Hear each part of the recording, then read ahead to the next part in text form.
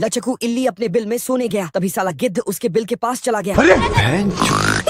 तभी साला गिद्ध उसके बिल के बाहर बिन बजाने लगा। तभी साला लचकू इल्ली लचक लचक के बाहर जाने लगी।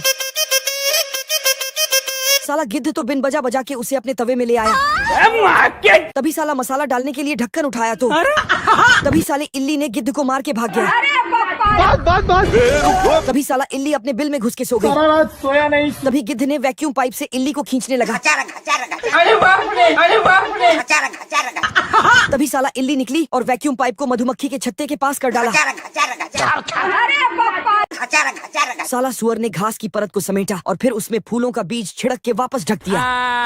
फिर टॉयलेट प्लंजर लेके फूलों को बाहर निकालने लगा और फिर फूलों के लिए शावर भी लगा दिया। आज हम नहाइले बाड़ी शैम्पू से।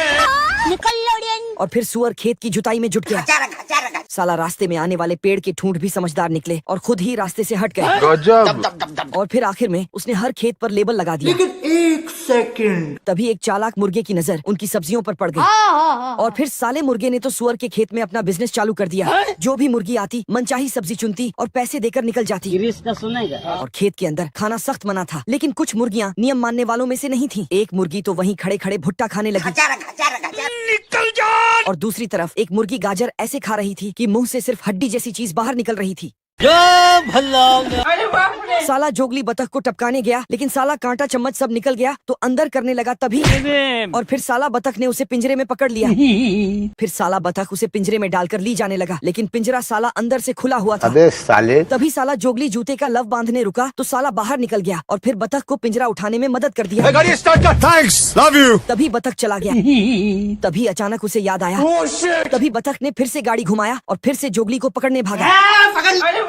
तभी साला जोगली पेड़ों की रस्सियों में लटकते हुए जाने भागने लगा। बहुत मजा आ रहा है यहाँ पे। और साला जोगली तालाब पार किया। तभी बतख ने भी पार किया, लेकिन जोगली साला गायब हो गया। तभी देखा साला जोगली साला अपने मोजे सुखा रहा है। तभी जोगली साला गुफा के अंदर घुस गया और बतख भी घुस गया। और तभी साला शेर भी साला अंदर घुस गया।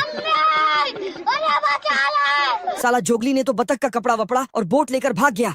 बहुत मजा आ रहा है यहाँ पे। तभी साला टिड्डा फुदक कर चींटियों के सामने पहुँचा और पूछा, हाँ जी, गुड मॉर्निंग। मेरा नाम ज्योति है, मैं बल्लमगढ़। लड़की तुम बहुत चपर चपर बोलती हो। तभी चींटी कप्तान बोला कि हम सर्दियों के लिए खाना जमा कर रहे हैं ताकि ठंड के मौसम में भूखे न मरे। साला ये सुनकर टिड्डा जोर जोर से हंसने लगा। क्या जोक मारा भाई। साला चींटियों का मजाक उड़ाकर वह वापस अपनी पत्ती वाली नाव पर जाकर आराम फरमाने लगा। सारा रात सोया नहीं, सुबह मुझे। उधर चींटी कप्तान ने उसकी बातों पर ध्यान नहीं दिया और अपनी टोली के साथ खाना इकट्ठा करता रहा, क्योंकि मैं जानता हूँ। और इधर साला टिड्डे ने अपने दोस्तों को बुलाकर पार्टी कर रहा था। साला छोटी चींटियां पार्टी देखकर भटक गईं और खाना छोड़कर नाचने लगी। तभी कप्तान ने उन्हें कहा, शर्म करो, भगवान से डरो। तभी साला टिड्डा ने भी कहा, डरने से क्या फायदा। साला कुछ देर बाद उसके दोस्त भी खाना जमा करने के लिए वहाँ से चले गए, जिससे टिड्डा अकेला रह गया। कौन मेरा दुश्मन आया है। गुस्से और उदासी में उसने शराब पीना शुरू कर दिया। हमें तो अपनों ने लूटा, खैरों में कहा दम था। तभी रास्ते में एक भृंग मिला और उसने भी टिड्डे को खाना जमा करने बोला। मर जाएगा रे। देसी पियो देश की। लेकिन टिड्डा उसके भी बात को नजरअंदाज कर दिया और रात को वह एक पत्ते को ओढ़कर सो गया। लेकिन जब अगली सुबह उसकी आंख खुली तो चारों तरफ बर्फ ही बर्फ थी।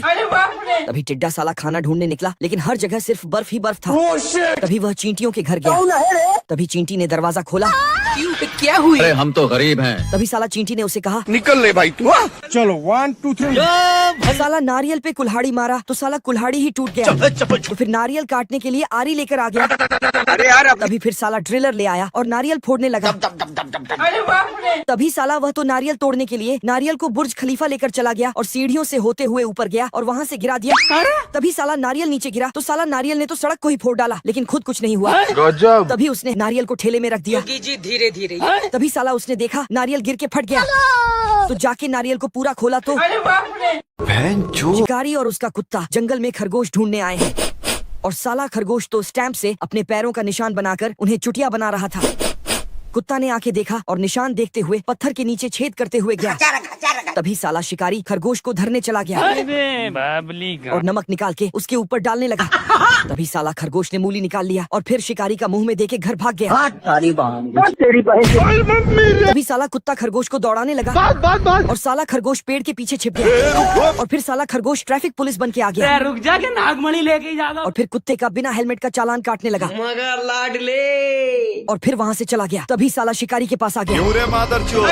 प्लीज प्लीज मुझे मत मारो, मुझे जीना है, मैं माँ बनने वाली हूँ। साला खरगोश की ये बात सुन के शिकारी तो इमोशनल हो गया। बड़ी दुख भरी कहानी है तेरी, भगवान कसम आंसू टपकवा दिए तूने तो मेरे।